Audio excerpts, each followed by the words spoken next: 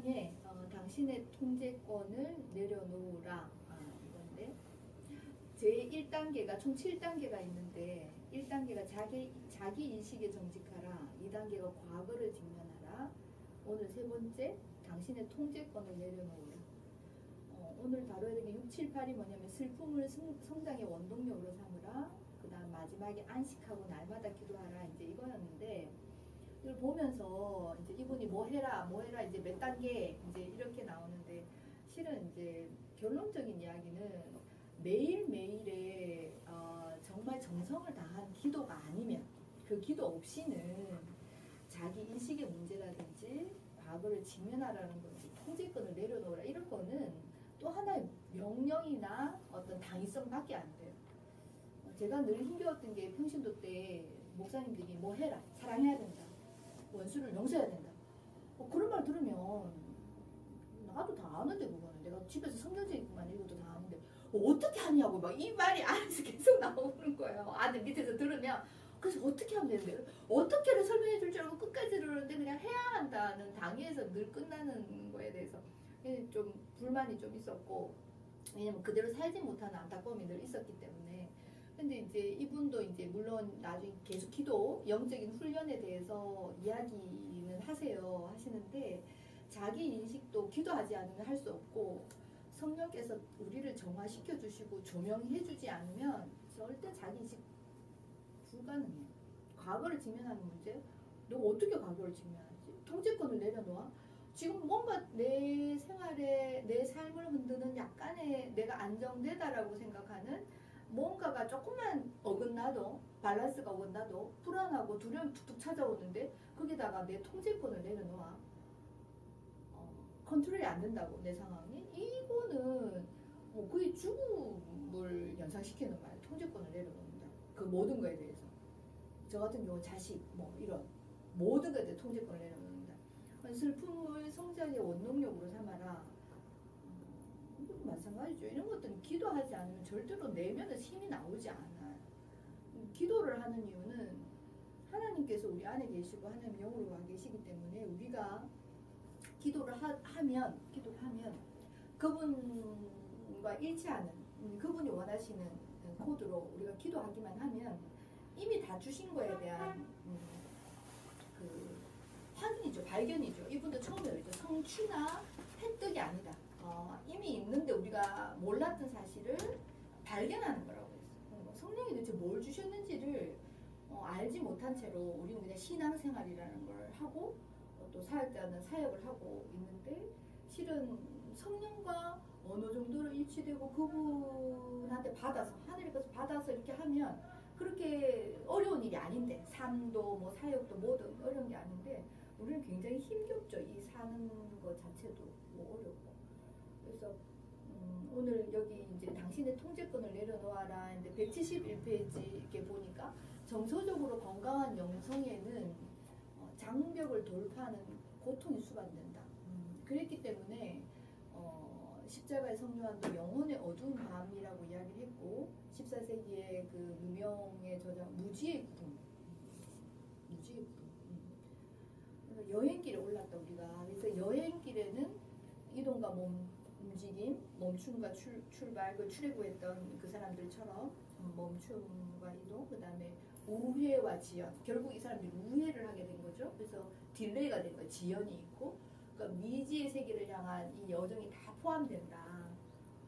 다 포함되는데 우리는 이제 저 같은 경우도 나하고 안 맞으면 다 거부를 하는 거야. 이거는 내가 안 맞고 내가 싫고 이런 식으로 하다 보니까 이제 지연이 굉장히 많이 되는 거죠, 실은. 그런데 기도 안에서 그 어떤 영혼의 어두운 밤, 하나님께 주시는 어떤 그 조명을 받으면 힘이 생겨나요.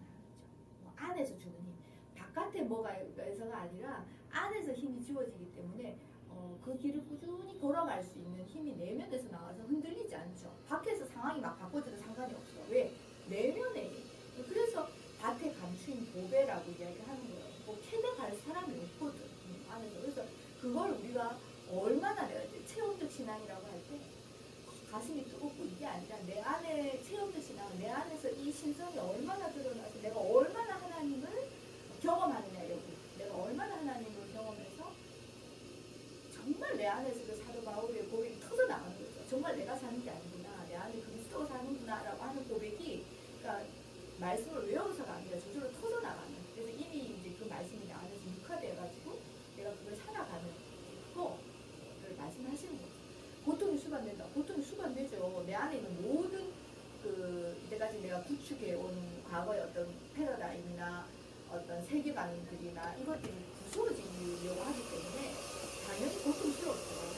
전에는 무슨 일이 일어나면 항상 바깥을 향해서 손가락질을 했단 말이야. 지금 저 사람 때문에 이래.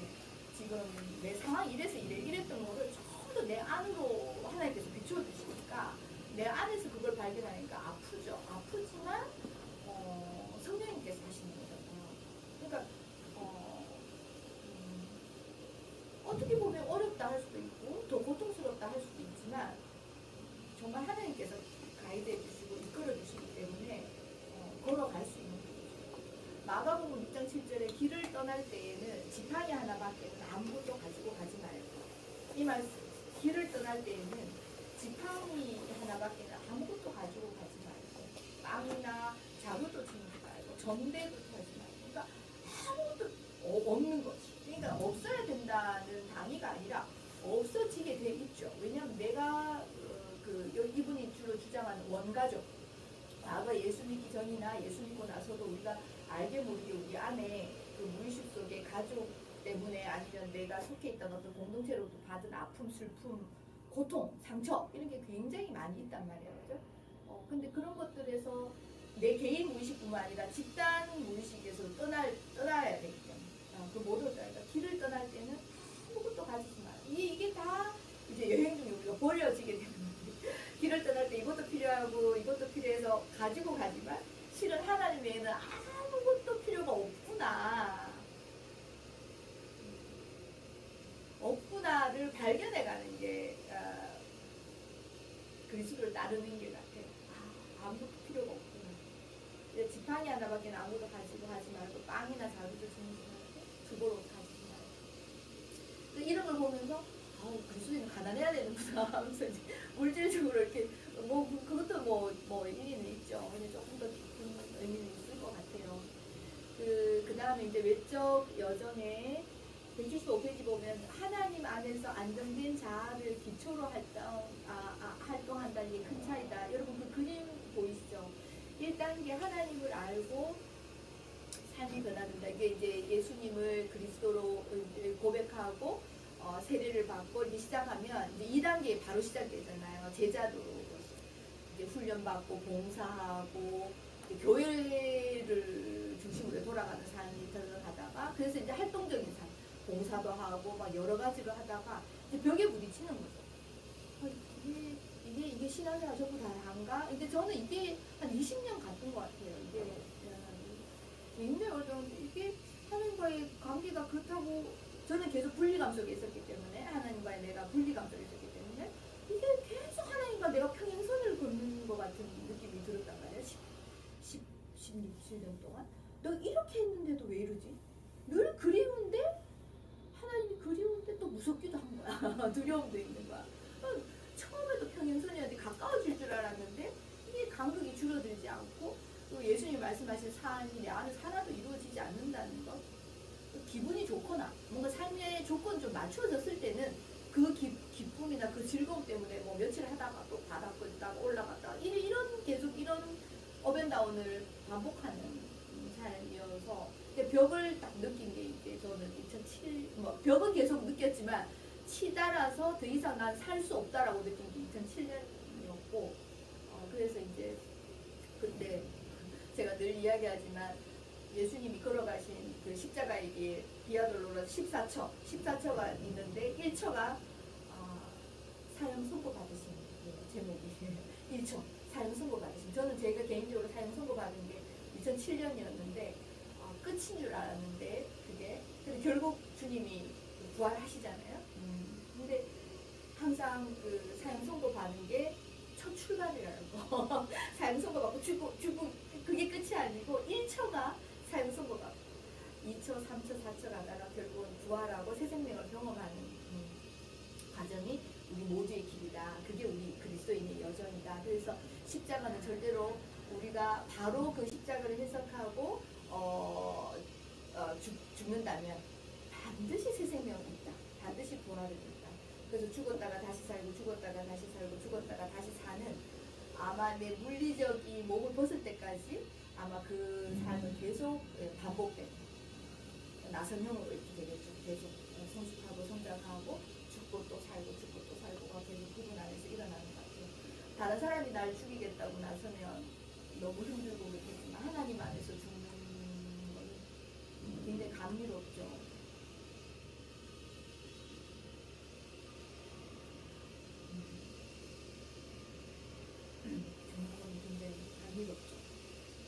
그리고 또 다시 사는 걸 또 알고 있고 그렇기 때문에 하나님이 그래서 이제 이 벽을 경험하고 4단계 내적 여정을 걷기 시작해요. 이제 외부로서는 안 되는구나 이렇게 활동하고 저 같은 경우는 뭐 모든 훈련을 다 받았단 말이에요. 교회에서 원하는 모든 훈련을 다 받고 전 제자 훈련, 사역 훈련, 순장과 전도 폭발과 해외 단기 선교와 가족끼리 막 하여튼 다 가고 그것도 부족해 이래도 안 돼? 그래? 그러면은 직장생활 그렇게 서울에서 바쁘게 지내다가 예수전도단의 BED 테스트, 독수리 예수 제자학교 밤에 또 그까지 남편하고 받으러 다니는 극성을 보이면서 했는데 안 돼. 저는 그런 훈련을 한 게 훈련 자체를 하기보다 그렇게 하면 하니까 내가 뭔가 이렇게 줄어들 줄 알았던 거죠. 교회에서 그렇게 하라고 하고 근데 안 됐던 거죠. 그래서 드디어 이제 내적 여정을 걷기 시작한 게 이제 2007년부터 그러니까 이제 이렇게 하면서 내적 여정을 그러면 모든 게 중단되냐? 내적 여정을 걷는 건 걷지만 또 내가 삶에서 주어진 나의 그 포지션들이 있잖아요. 뭐 아내로서 뭐 또 교회 사역자로서 또 그대로 하는 거죠. 이게 다 중단될 수는 없고 내적 여정은 내적 여정대로 걸으면서 그 교회 사역과 또 뭐 신학도 그때부터 시작했으니까 공부하고 이런 걸로 됐는데 저로서는 신대원 3년이 아마 기도하는 시간이었어서 굉장히 저는 이제 복됐던 것 같고 하여튼 내적 여정은 뭐 지금도 걷고 있는 거니까요. 그래서 4단계 하다 보면 5단계 때 다시 외적 여정을 하게 되는데 이때 외적 여정과 바깥으로 삶과 3단계 바깥의 삶은 이제 차원이 다른 삶이 되는 거예요. 왜냐하면 전에는 내가 그냥 했어. 내가 주도적으로. 근데 4단계 이 내적 여정을 지금도 가고 있지만 그러면서 하는 바깥의 활동은 주인이 바뀌어져 있죠. 하나님이 주인이 되어 계시는 거지. 그래서 어떻게 돼요? 쉽죠. 가볍고 재밌고 전혀 결과에 연연히 하지 않으니까. 전에는 어떤 행위를 하고 내가 뭔가를 할 때는 불안함이 있어요. 이게 잘 될까? 안 될까? 안 되면 사람들이 나에 대해서 뭐라고 생각할까? 이걸 이렇게 했을 때 주로 머리 그 회전이 돌아가는데 좀 더 그거였는데 지금은 전혀 그게 아니지. 어디 수련회 와달라고 했을 때도 하나님 은혜 주시면 이렇게도 절대 안 해. 절대 안 하는 게 뭐 내가 안 한다는 게 아니라 하고 싶지가 않아. 왜? 하나님 다 일으키신 일이니까. 하나님이 일으키신 일에 당신이 은혜를 안 주면 어떡할 거야.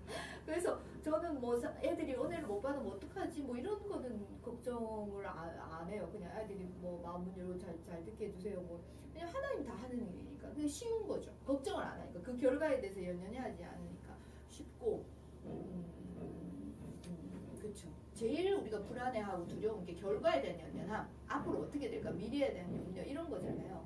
또 그게 하나님 안에 내적 여정을 그러면서 내가 사는 것이 아니다. 그 내 안에 그리스도가 사는 거구나라는 그 어떤 그 말씀의 육화가 이루어졌다는 걸 아는 거죠. 내가 너희 안에, 너희가 내 안에 있다. 이게 그냥 암송 구절이 아니라 이루어졌구나라는 인식이 기도를 계속하면서 인식이 돼요. 그러니까 바깥에서 주어져서 아멘 하는 게 아니라 내 안에서 인식이 되는 거죠. 주님이 말씀하실 때 말씀 하나하나가 계속 인식이 깊은 내적 인식이 되면서 영적 인식으로 자리 박아서 인식이 된다는 거는 산다는 거거든요.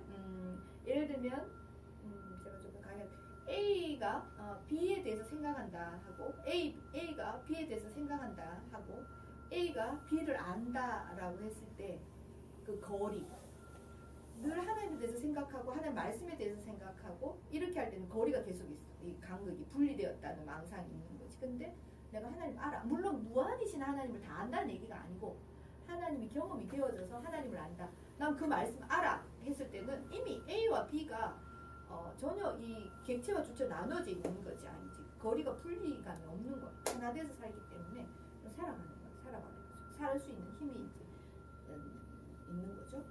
그래서 그 2단계 외적 여정, 5단계의 외적 여정은 이분이 이랬죠. 하나님 안에서 안정된 자를 기초로 활동한다는 게 큰 차이다. 전에 바깥에 활동하고 이때 바깥에 활동의 차이는, 전에는 완전히 내 그 외적 자아로 산 거라면 지금은 이제 하나님 안에서 안정된 자, 내가 누구인지, 내가 무엇인지, 내 기반이 어디에 있는지를 확실히 알고 한다. 믿는 게 아니고 안다고 알면서 오기 때문에 그렇죠. 편안하고 쉽고, 그렇죠. 하나님의 심오하고 깊은 사랑을 다시금 발견하고 내적인 평온과 차분함을 더 경험하게 된다. 그렇지. 늘 차분하지. 늘 고요하고 평화, 샬롬이 있는 거죠.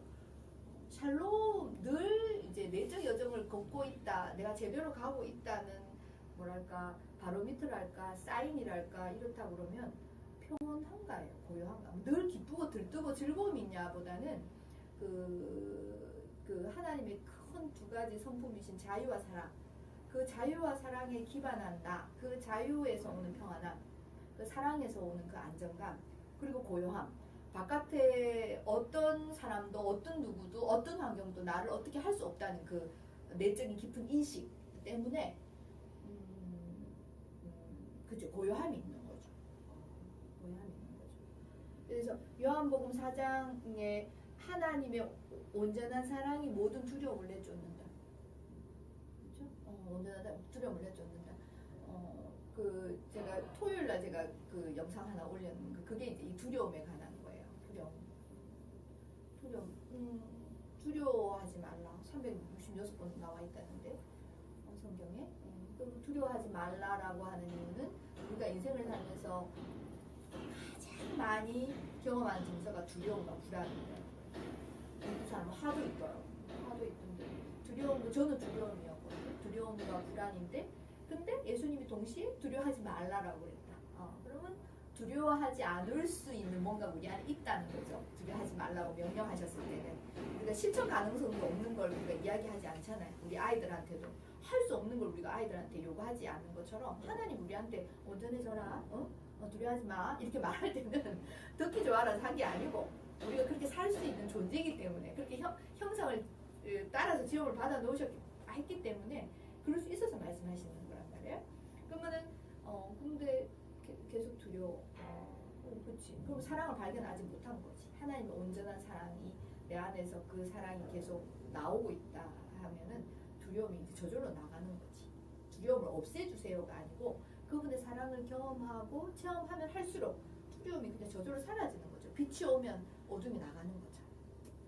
나가는 거죠. 그런 거 있죠. 그래서 이런 상태, 하나님 안에서 안정된 자를 기초로 활동한다.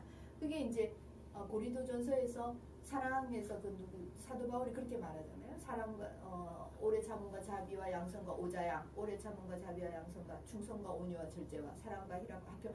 그것이 저절로 자라나서 사도 바울이 뭐라고 그랬어요? 금지할 법이 없다. 마구 자라나는 거야. 마구 자라나서 나오지 마 이렇게 해도 계속 열매가 맺힌다는 거지. 막 우리는 막 하나님 절제 막 열매가 열리게 해주세요 이렇게 이야기하는데 기도를 하고 우리가 하나님의 그 어떤 신성을 계속 경험하면 할수록 그 신성의 성품이 우리의 성품이었구나. 디바인 네이처, 하나님의 성품에 참여한, 그렇게 되기 때문에 사랑과 양성과 지혜가 뭐 하나 부족할 것도 없이 계속 나오는 거죠. 사도 바울이 금지할 법이 없다는 거예요. 저절로 나온다는 거예요. 저절로 나오기 때문에 나오지 마 이렇게 막아도 나온다는 그런 이제 되는 거죠. 그런 경한 상황. 우리가 왜 하나님의 형상으로 지음을 받았기 때문에 그래서 금지할 법이 없다. 이런 자아로서 활동하기 때문에 결과가 다른 거죠. 편안하고 고요하고 같이 일하는 사람하고 화목하고 샬롬한 상태에서 일을 하니까 일이 어려워서 지금 우리가 힘든 게 아니거든요. 관계가 다 어려워서 어려운 거잖아요. 관계 때문에 어려운 거기 때문에 다 샬롬하고 다 사랑하는 이런 데서 일하면 뭐 일이 재밌지 뭐. 일이 많고 뭐 그거 어렵고 이런 걸 떠나서. 근데 이제 이렇게 이야기하면 그렇죠. 나는 기도해서 그럼 난 그렇게 된 다른 사람들은 안 돼 있으면 상관없어요. 되게 돼요. 그러니까 176페이지. 4시간이 끝나라고. 신앙의 장벽, 삶의 위기를 통해서 나타나고 이 우리가 벽이 있다. 일생 동안 다양한 모습으로 나타난다. 그래서 수없이 많은 벽을 통과해야 된다. 그러니까 내가 좋아하지 않은 상황이 일어났다. 내가 바라지 않는 일이 일어났다. 하나님 이 상황을 이렇게 고쳐주세요. 적어도 우리는 적어도 여기 계신 분들이 그런 기도는 좀 안 했으면 좋겠어.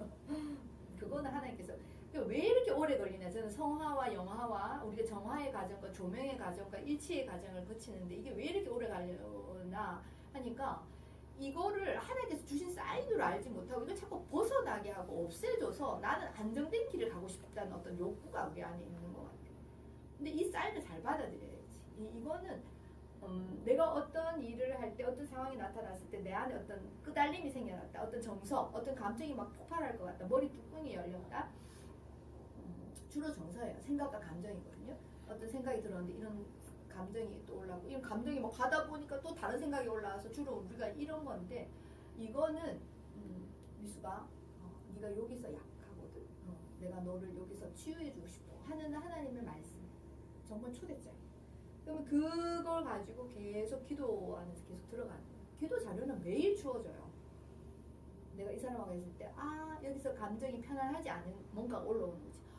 요거는 저희 때 다뤄야 되는 거구나. 바로 기도할 상황이 아니면 말이에요.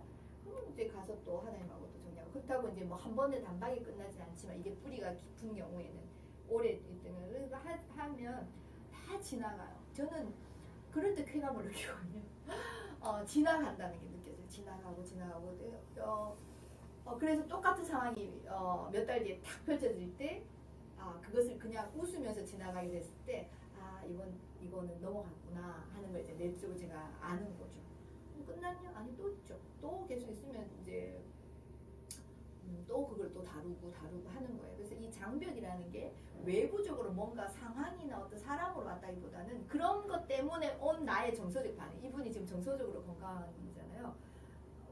그런 걸 잘 살펴야 돼요. 여러분의 감정 이게 끄달리고 그 사람은 무슨 말하고 갔는데 내가 그 말 때문에 계속 하나님 말씀 대신에 그가 말한 그 말이 묵상이 되고 내 감정이 뭔가 있다면 이제 하나님께서 초대하신 거예요. 거기에 지금 내가 막혀 있다는 것을 하나님께서 보여주신 거기 때문에 이제 기도